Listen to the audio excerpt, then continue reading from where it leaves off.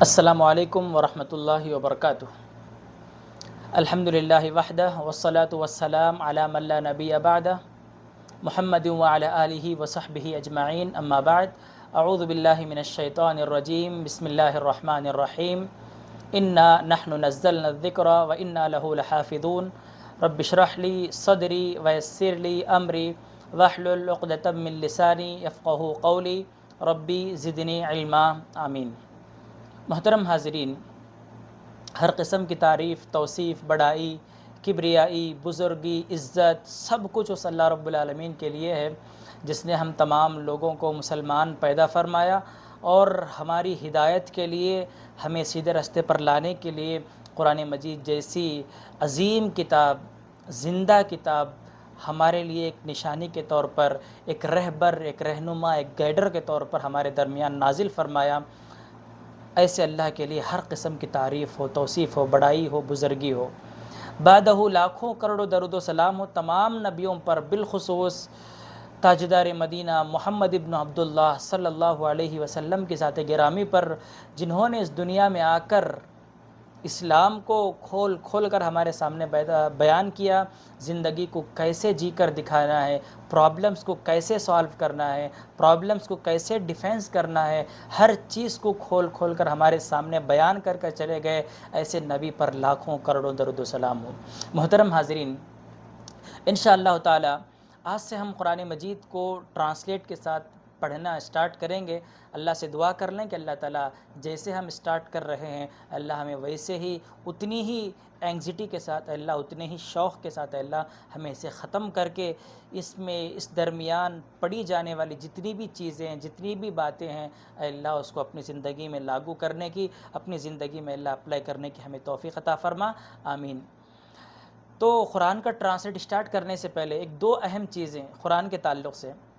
اللہ کے نبی صلی اللہ علیہ وسلم کے داماد عثمان ابن عفان رضی اللہ تعالیٰ عنہ بیان کرتے ہیں کہ جس انسان کا دل پاک ہو تو وہ انسان قرآن سے کبھی مانوس نہیں ہوتا، قرآن پڑھنے سے کبھی اس کو بور محسوس نہیں ہوتا، قرآن پڑھنے سے وہ انسان کبھی تھکتا نہیں، جتنا قرآن پڑھتا جائے گا اتنا اس کو مزہ ملتا ہی جائے گا۔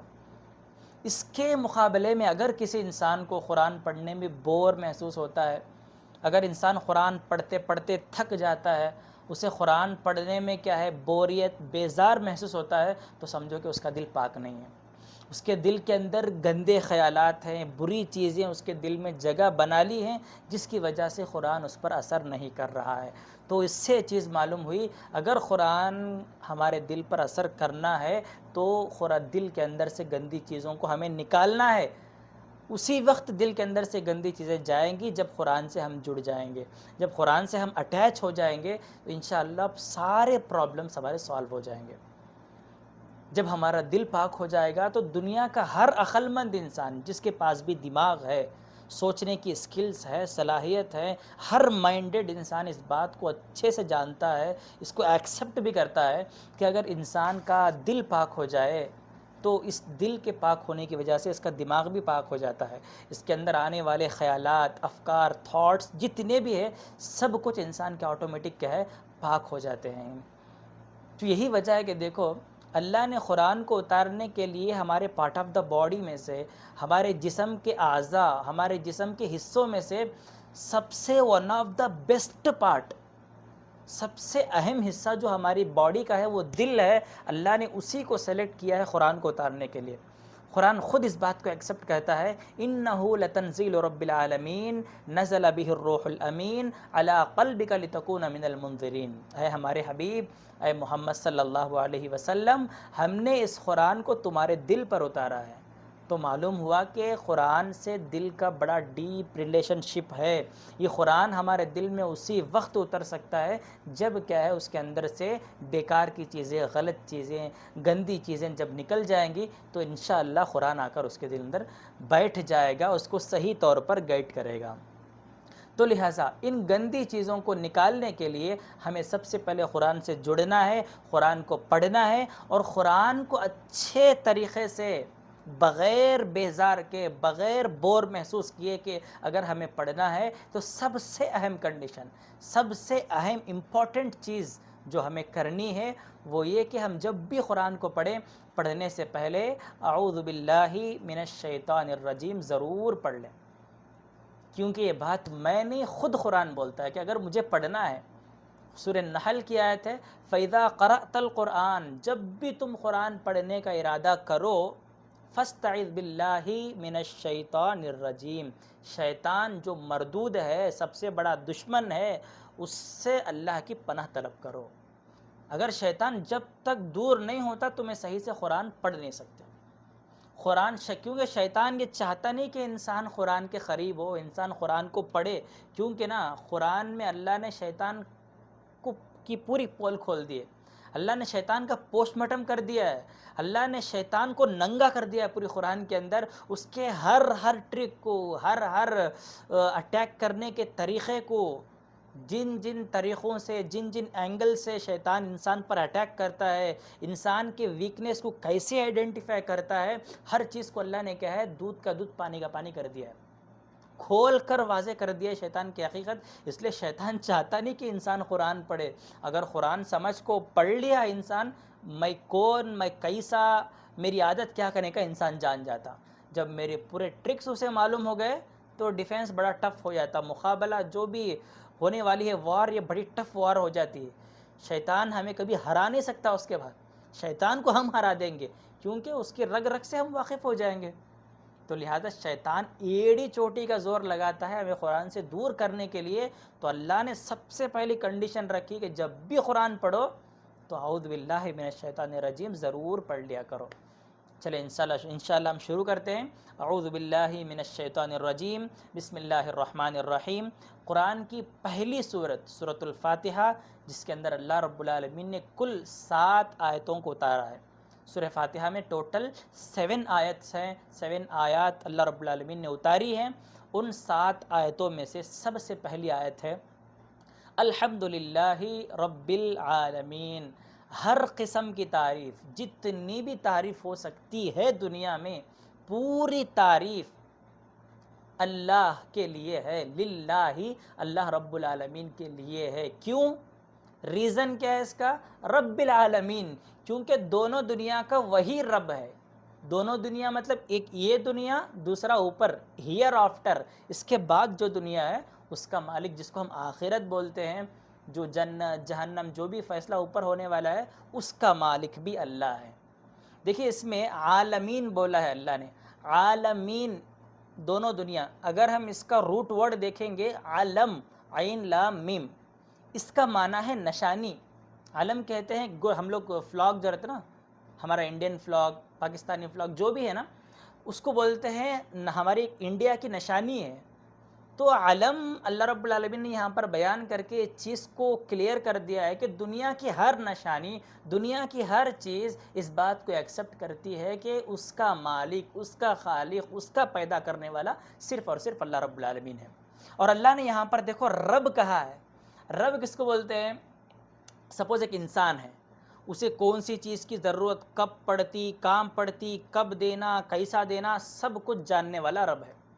ایک انسان کو کون سی چیز کب، کہاں، کس وقت، کون سی سچویشن میں دینا، یہ دینے والے کو رب بولتے ہیں۔ یہ اللہ کے سوا کسی اور پرسن کے لیے پاسبل نہیں ہے، کیونکہ اللہ جانتا ہماری تقدیر کیا، اللہ جانتا ہمیں کیا ہونا، اللہ جانتا ہمارے دل میں کیا ہے، سامنے والا تھوڑی جان سکتا۔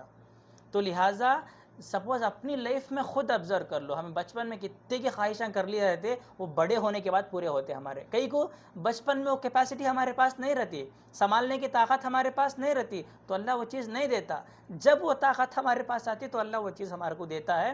تو ایسے آئیڈینٹیفائی کر کو وہ چیز ہمارے تک پہنچانے والا جو ہے نا، وہی ہمارا رب ہے۔ تو لہٰذا جب ہمارے لائف میں اتنا ہمارا خیال کرتا ہے تو ہر قسم کی تعریف ایسے اللہ ہی کے لیے ہے۔ اس کے بعد یہ پہلی آیت ہوگی۔ جو دوسری آیت ہے وہ ہے الرحمن الرحیم، الرحمن الرحیم۔ دیکھو رحمان کا معنی بھی رحم کرنا، رحیم کا معنی بھی رحم کرنا، دونوں کا معنی رحم کرنا۔ اللہ یہاں پر ریپیٹ کیوں کرا ہے اس چیز کو؟ اس کا جو کنیکشن ہے پیچھے والی پہلی آیت سے ہے۔ پہلی آیت کا لاسٹ ورڈ جو ہے العالمین، دونوں دنیا، ایک یہ دنیا ایک وہ دنیا. جب دنیا دو ہے، اور دوسری چیز دنیا میں بھی بہت فرق ہے. یہ دنیا کی فیسلٹی الگ، وہ دنیا کی فیسلٹی الگ، دونوں میں زمین آسمان کا انتر ہے. ظاہر سی بات ہے جب دو ڈفرینٹ دنیا ہے تو دو ڈفرینٹ رحم تو ہونا چاہیے. تو اللہ نے سامنے دو رحم کا تذکرہ کیا، الرحمن اس دنیا میں، الرحیم اس دنیا میں. الرحمن میں سارے لوگ، سارے جاندار آ گئے، مسلمان، کافر، مشرک، اللہ کی عبادت کرنے والا، نہیں کرنے والا، نماز پڑھنے والا، نہیں پڑھنے والا، روزہ رکھنے والا، زکوٰۃ دینے والا، نہیں دینے والا، حرام کھانے والا، حلال کھانے والا، سب آ گئے اس کے اندر. اللہ سب پر رحم کرتا دنیا میں.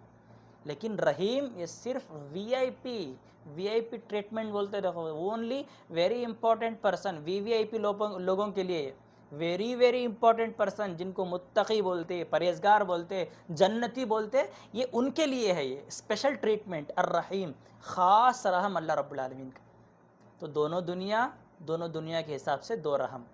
تیسری آیت، مالک یوم الدین، ججمنٹ ڈے کا مالک، ہمارے کرتوت کا جو بدلہ دیتا ہے نا جس دن، اس کا مالک. بدلہ مین سیلری.